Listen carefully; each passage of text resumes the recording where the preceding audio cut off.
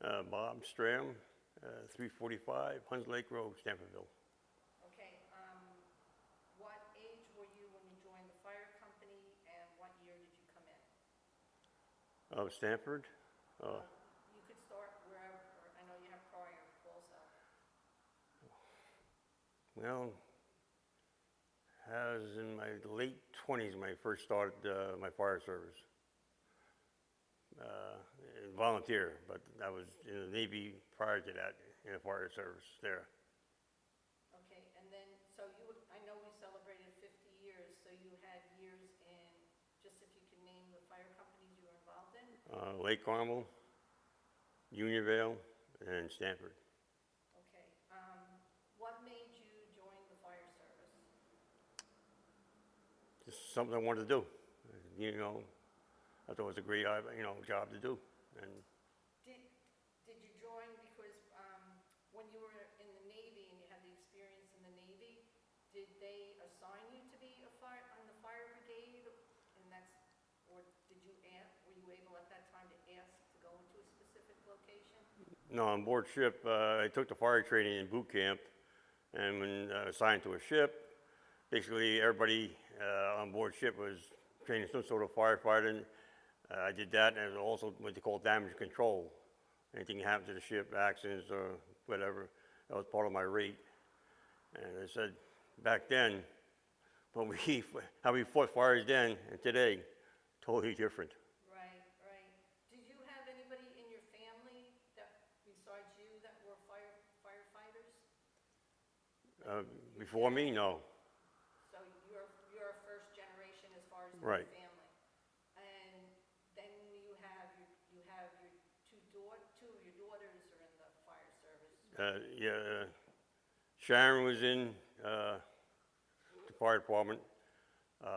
My oldest daughter was in the fire department in Unionville, and BJ's was in Unionville.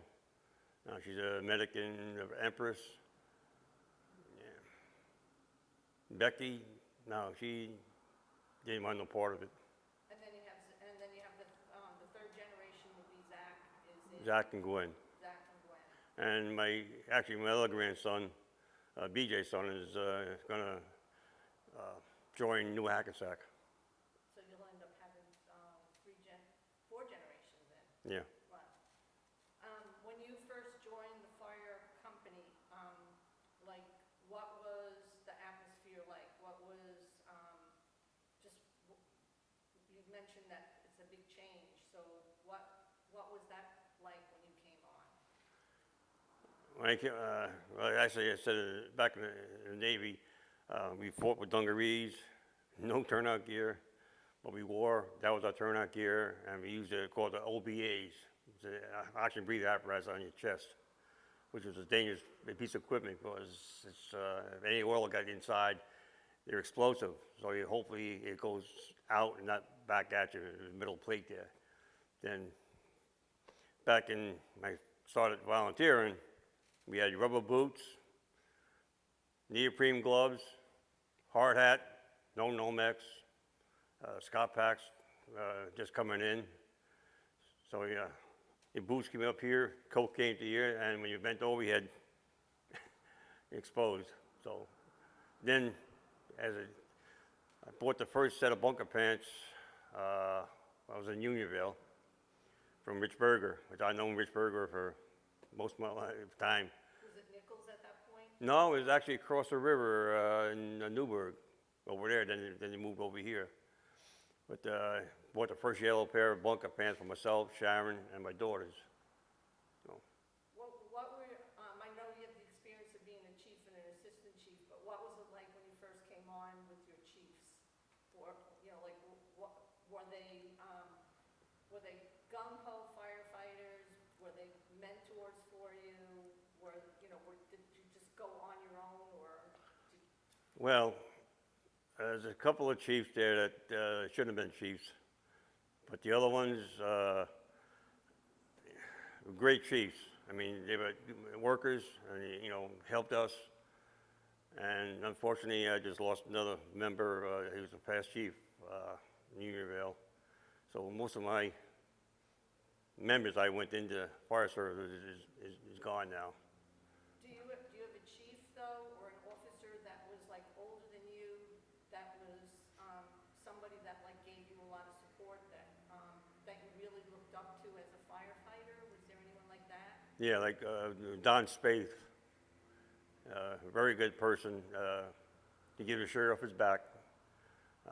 He was assistant chief, and I was, I think, a lieutenant at that time. Is that in Unionville? Yeah. And I became assistant chief, he became chief, and we worked good together. That's great. What about like, what's the difference in like the call line from when you first went on to what goes on now? Like the amount of calls that we run here now? We see more calls now. You know, back then we didn't have, you know, spot a dog or anything like that, you know. And I was on the ambulance squad, and there we had to be 3 minutes from the firehouse, get the ambulance and that. But a lot of calls, we had a lot of bad accidents and fires and stuff. I can still remember my first fire. It was a backdraft, and I was involved in that. So. And how long had you been on the fire company at that point? Were you Just started in Unionville. And then one of my lieutenants tried to force me inside the front door. I wouldn't go. Good thing I didn't, because 3 minutes, that roof came down where I was standing. So I've been lucky. As far as your training goes, which training did you take? Well, back then it was called Essentials. You know, it's like today. And what I see what's coming out of Firefighter 1, it kind of worries me a little bit. I mean, I took Fire Essentials with Lenny Morris and guys from LaGrange. So many of them I went through that class with. I went different classes. And back then we had fires that we knew that was fires. Now we only use a bale of hay, and I'm afraid of these kids.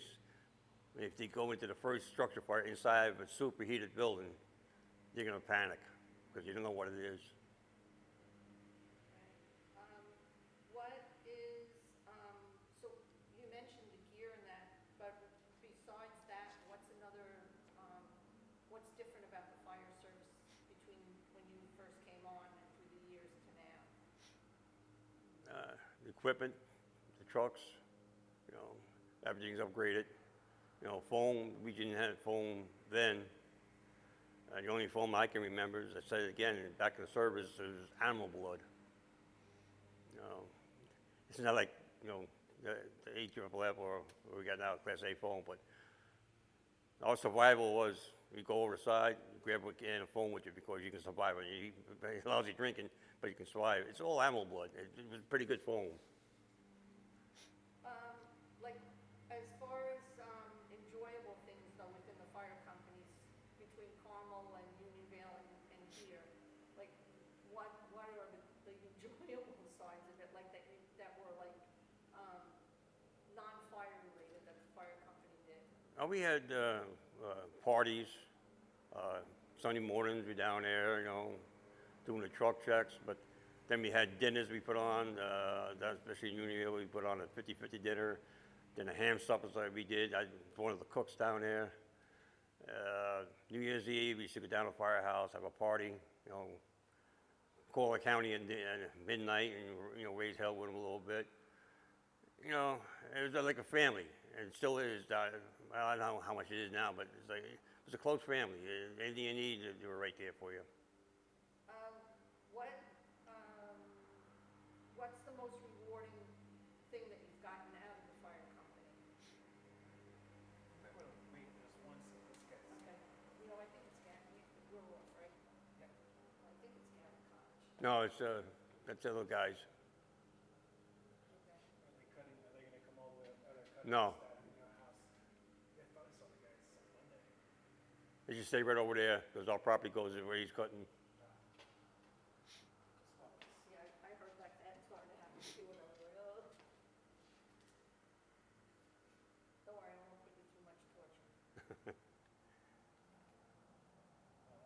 That might be good then. I was afraid he was gonna come right No, no. Okay, we were at most rewarding, right? So the most rewarding, part of the fire company that you, through all the years? Well, I helped build Station 1, Station 2 in Unionville. Done, site work, all that. Then there was a bar on 55 that they're dismantling, so we wanted the bar out of there, so my company, we put it on a flatbed, brought it up. As we put an extension onto the firehouse that we were doing there, we put the bar upstairs in the game room, so, yeah. And it's still there. We didn't touch it, just the original. But, yeah, it was a good time, I've done a lot of clam bake for different organizations. So, and as I say, the guys I did it with, they're all gone. One thing I didn't ask you about is, do you have a favorite part of the fire service as far as what you're trained to do that you like the most? Like, when you were, on the rescue squad down in Unionville, you were, a first aid. Yeah, advanced first aid, yeah. First aid. That's what we had back then, yeah. Yeah, because you came on when really the EMT program wasn't even, it was just in its beginning. Yeah. So, so did you like that being, advanced first aider more than being a firefighter, or was firefighting really your thing? Both was interesting to me, because 9 times out of 10, they would throw me in the back of the ambulance on the worst call they had. And basically I was a driver, but they say that I got all the gory calls to put me in the back of the ambulance because most of the people couldn't handle it. I might be a different breed than most people, but all these bad things I've seen a lot. I just kind of put it aside. I mean, I was there to help, but I didn't cause the injuries or whatever happened. So, you get there and you do your best you can, and you don't know the circumstances, how it's going to end up. We're not doctors or anything. We just picked up and ran with them, and been quite a few bad incidents. Right, but have you ever delivered a baby or been on a baby? No, I missed out on that one. But I did save one life out of my whole career. That was Funks up on Mountain Road. And all those times I've done CPR. That's good. That's good. I'm just looking to see what else I got on this list here. You have anything else that you'd like to add that I didn't ask you about?